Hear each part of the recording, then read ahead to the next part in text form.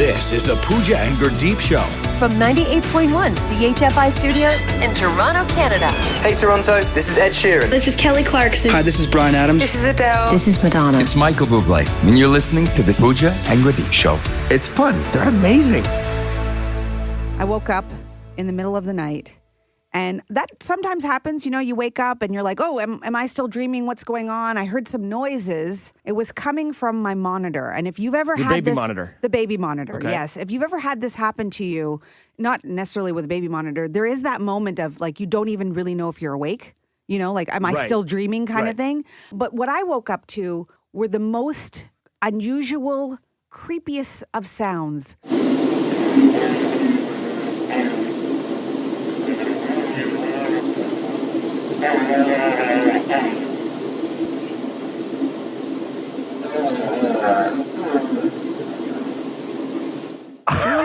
What is Hold on. happening? Are we sure this was not Paul's indigestion? Because it sounds like it could have been. You know what? In that moment, I wasn't sure because again, I'm like, am I hearing what I'm hearing? Is it something else? Is it because I also have a noise machine? Is it the noise machine? Is it just, you know, a sound from outside? Like, what is going on? It sounded like my children were possessed. I was going to say, and I ask this question with the utmost respect, are your children demons? They can be sometimes. They're almost at terrible 2 stage, but That is absolutely terrifying. Please tell me you figured out what it was and it's nothing alarming. no, well, I'm now thinking that there's a possibility, and I've done a little bit of a deep dive into this. There's a possibility that my baby monitor has been hacked. And I didn't realize that baby monitors could be hacked, but all the experts say really anything on the internet has the potential for hacking. Right. And you're probably thinking, like, why would a hacker want to see babies sleep? They want your goo goo gagas. Yeah, like what is it about, you know, like mama that's going to be interesting to them? No, that's not it. They want to get to your device because obviously you've logged in. Oh, it's connected to your phone. Yes. Right. And then they can get all the information off your phone and do all the bad things. Oh, dear. that last.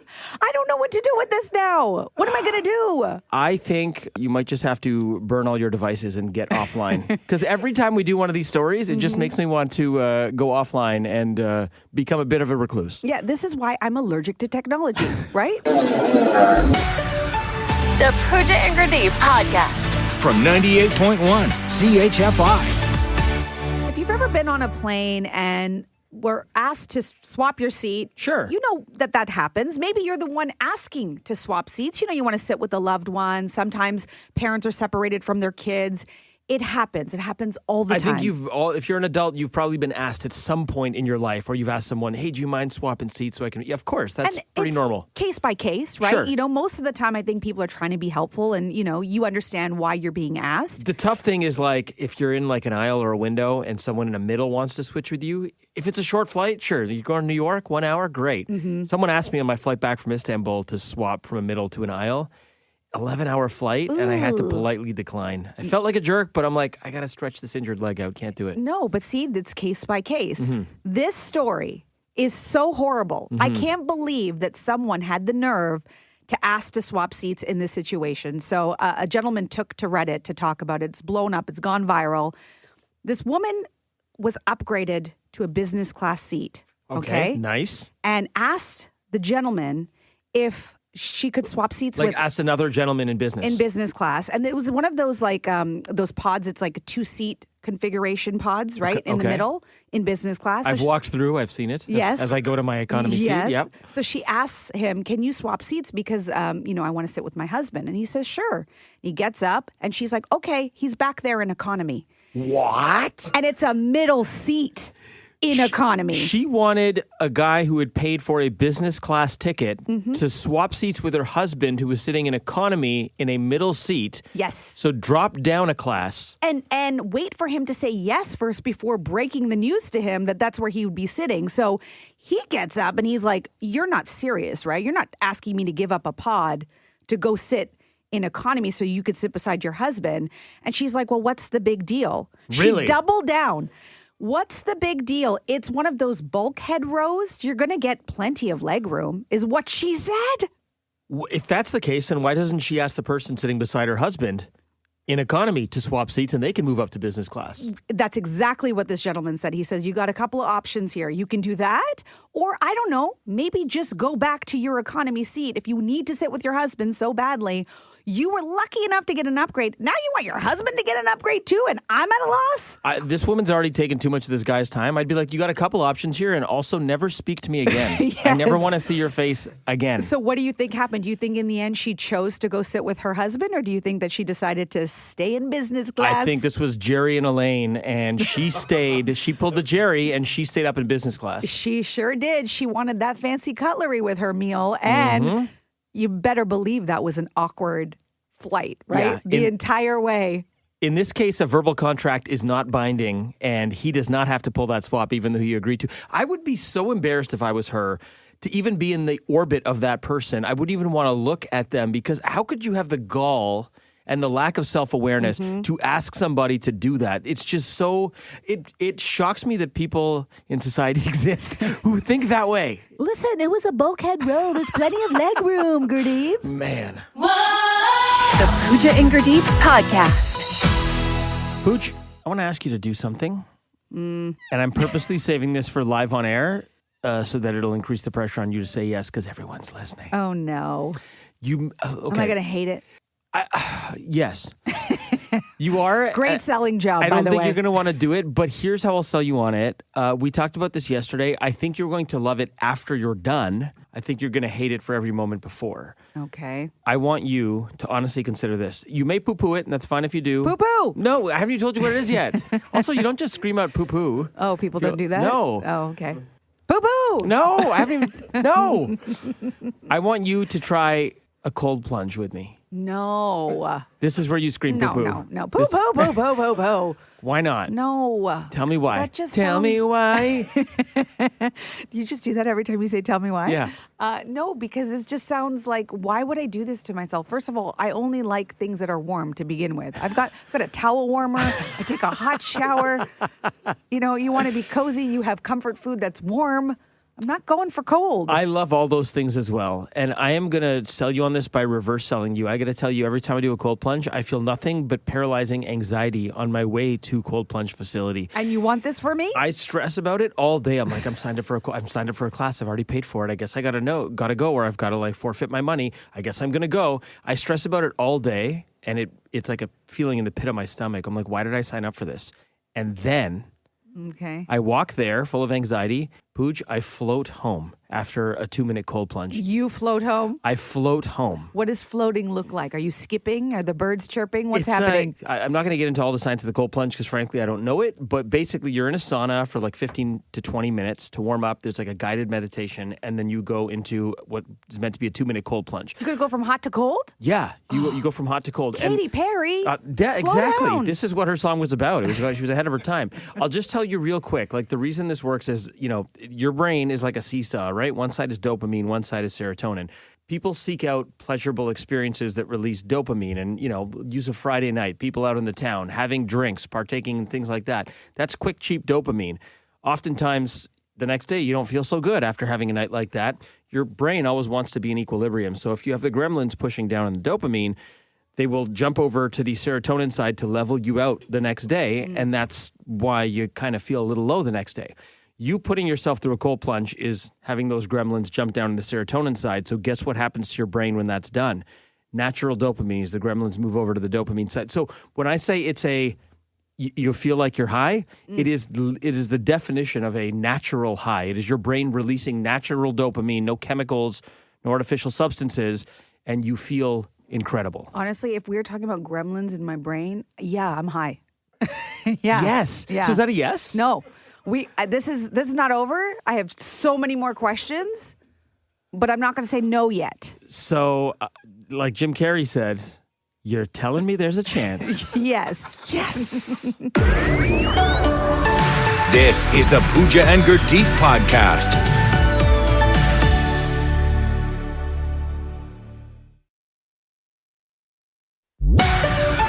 The Pooja and Gurdeep podcast. From 98.1 CHFI. Don't know if I'm putting out a vibe or something lately, but I seem to be getting a lot of reminders from the universe, or in this case, my optometrist, that I am no longer young. Yes, I get it. 40, but there's a lot of reminders lately. So what is it? Do you just need glasses? No, I mean, I've honestly had glasses since grade 8, contacts since, high school. So I go to the optometrist every year to get the eye check. I went yesterday. And what happens at the end of every single optometrist appointment since I was 23? They say you've got really nice pupils? Nope. No? They're like, why were your pupils dilated when you came in? What have you been up to? I'm like, nothing. It's legal. Just kidding. No. So what happens at the end of your? Nothing happens at the end of my appointment. At the end of every appointment, my longstanding optometrist, who I've had since I was a kid, says, if you considered laser eye surgery, you're a prime candidate because your eyes have been stable for 5 years, which I guess is the metric they use. And my eyes have not. They've regressed to whatever vision impairment I've got, and they've stayed that way for the last now 17, 18 years. So at the end of every appointment, he hands me a pamphlet. You should really consider laser eye surgery. You're a prime candidate. Mm-hmm. Great. So yesterday, I finish up with the check, read the letters, all that. And I'm getting out of his chair and I'm waiting. Hand me the pamphlet, give me the sales pitch. Mm-hmm. He's like, all right, so we'll see you again in a year. What? I go, whoa, hold on. Dr. Winters. What about the eye surgery? And he goes, oh, well, actually, you know what?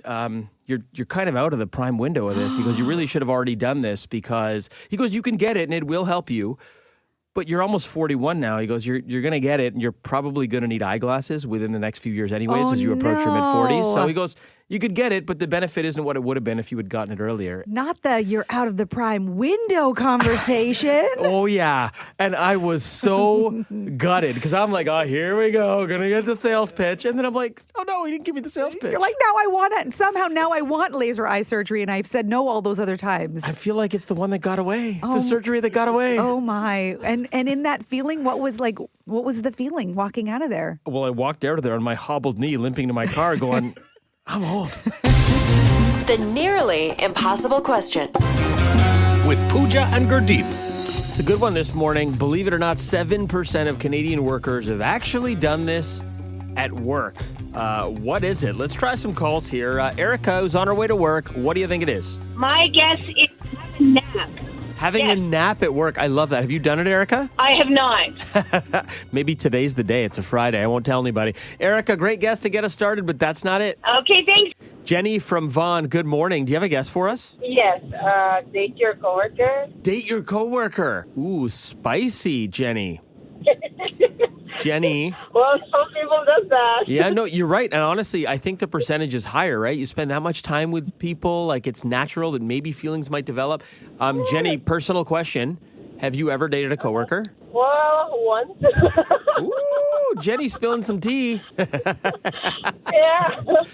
So I think that's the right answer. Well, Jenny, listen, that's a great guess. It's not the one we're looking for this morning, okay? Oh, okay, no problem. But thanks for sharing. Let's jump on the 401 East to Oshawa. Peggy, believe it or not, 7% of Canadian workers have actually done this at work. What is it? I'm guessing it could be letting somebody else punch them out and then they'll leave early. Oh, sneaky punch cards. I've ever done it, but right. Oh man, have you had a job where you had to punch in and punch out with those punch cards? Yes. Yeah, my first job at Shoppers Drug Mart was like that, but I haven't had one since. Yeah, I'm guessing it. I may or may not have done that once or twice. Cannot confirm or deny. Peggy, great guess. That's not it. Okay, great. Okay. Have a good one. Day. You too. Some text coming in here. Once again, the question is, believe it or not, 7% of Canadian workers have actually done this at work. What is it? I love this text saying, pretended to be the owner, boss. What? You pretend to be the boss? The owner? I'm the CEO. Yeah, this is my store. Yeah. This is my company. It's mine, yeah. I'm Gurdeep Rogers. Yeah, this is Why my does it say place. trainee under your name tag? Ignore the tag. I like this. DK and Whitby saying, continuing the theme of the week, I would guess 7% actually got married to their work spouse. Oh. That was our answer to the question yesterday, that you have a work husband or work wife. Great guess, DK. That is not it. We don't have the answer yet.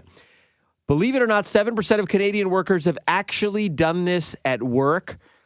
What is it? Let's go to Brighton. Chris, give us your guess. Does it get intimate at work? Chris took it there. That is not the answer we're looking for, unfortunately. It's got to be close. You think so, eh? I got to tell you, it's not. All right, guys.